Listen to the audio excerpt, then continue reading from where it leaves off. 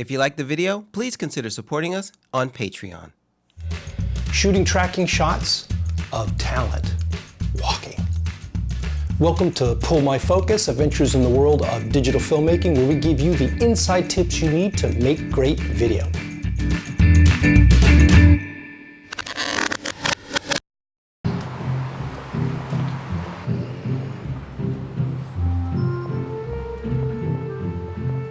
Hey, sweet buns, looking yummy.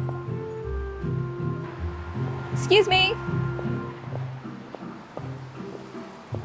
I heard what you said, and I just had a question for you. Oh, well, anything for you, dollface. What were you hoping the outcome would be of you catcalling me?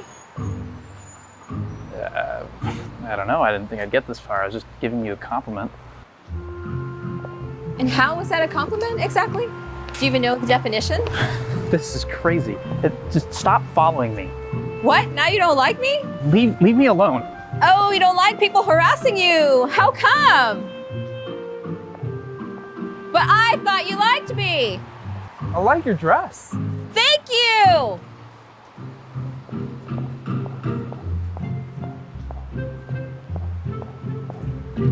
So we're going to talk about tracking shots, moving the camera using a stabilizer. So we rented a Ronin MX. So DJI makes the Ronin MX, and the Ronin M. And the MX and the Ronin work with our camera, the Canon C100. So we got the MX. It's a little more affordable, though there's some give and take with using the Canon C100. And we're going to do a follow-up video where we go into detail about the tips and tricks using it.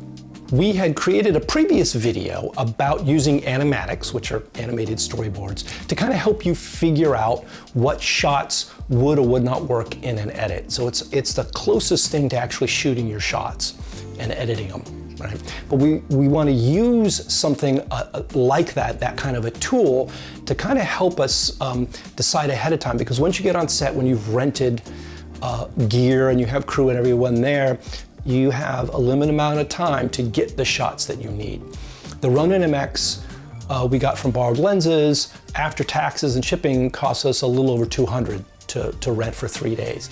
Now, it's not a lot of money in the grand scheme of things, but when it's a small show like ours is, all that adds up. So now we're actually ready to shoot what we edited in that animatic. We've got actors, Rose and Christopher, playing the two roles here. So what we did is we scheduled a rehearsal day ahead of time. Normally we don't rehearse for these shoots because they're very short. We shoot them literally in 4 to 5 hours. But we wanted to do it and felt we needed to for this short because we had a lot of moving parts. We had two actors walking past each other, one turning, following, the other one walking away from her. So what that meant is we needed to work out the blocking with the actors. We needed the actors to already kind of know where they're going to be and how they're going to interact with each other, and also how we're going to work that stabilizer in the camera to get the framing that we want. So it's a good thing that we did the rehearsal, not only because it was helpful to have the actors already set with the blocking, but it showed us that we couldn't quite pull off what we wanted in the animatic. One of the shots was the two shot where after she confronts him and he dismisses her and walks away. He's trying to get away from her. He walks faster and faster as she's trailing behind him.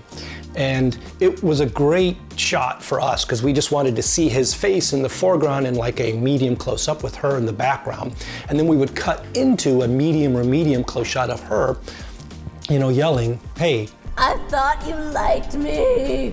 But what we found is walking backwards, holding the stabilizer, I just couldn't walk fast enough and keep the framing. I could not keep up with him.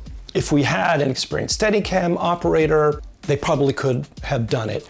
Or what they would do is step onto something else that could move faster. So like a doorway dolly or a bigger version of it that sometimes is called a rickshaw that's pulled by grips.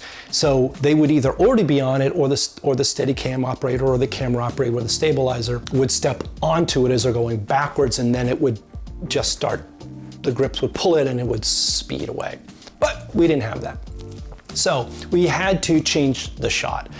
So what we did is we decided to let our actor Chris walk past the camera and have Rose step into and stop into her medium or medium close shot. And so we added a shot of Chris, a 3/4 shot of him walking away, so we had something else to cut to. It was a bit of a compromise from what we originally wanted, but that's what happens in film all the time. You have to sort of make adjustments. Scene 4, take 4, Mark. And action. So there's two main concerns when you're moving the camera doing tracking shots with talent. One is part of what we talked about, which is physically moving the camera and keeping your talent framed, right? So that's keeping up with them, framing the way that you want, right? Whether you're using dolly track or stabilizer, Steadicam, etc. But the other part of it, and why we created the animatics, is editing, right? So moving camera, moving talent, moving in and out of shots, it gets a little bit more complicated. Having static shots, 2 shots, singles, over the shoulders, and cutting between them, that's really what's really important there are eye lines. But with a moving camera, how you're moving in and out of shots. So for instance, on the over the shoulder, we knew that we wanted them to stop and look at each other. And then keep moving. So what we did there is we got it in the master, which is his single that turned into a 2 shot as she turns around and comes and confronts him. But we knew we wanted to jump into the over the shoulders. So what we did there is we had a static shot on the stabilizer of our actor Chris, and Rose steps into her over the shoulder. And then when he dismisses her, saying it's just a compliment and leaves, that motivates the camera moving. So now we move with him. The reverse, Rose's over the shoulder, we're static. She steps into that shot.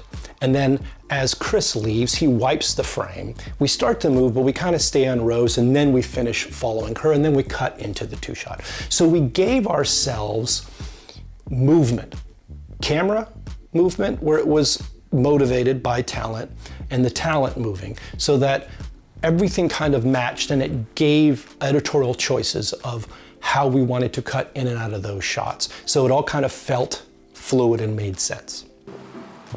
I heard what you said, and I just had a question for you. Oh, well, anything for you, Dollface. What were you hoping the outcome would be of you catcalling me? Or I was just giving you a compliment. Thanks for watching.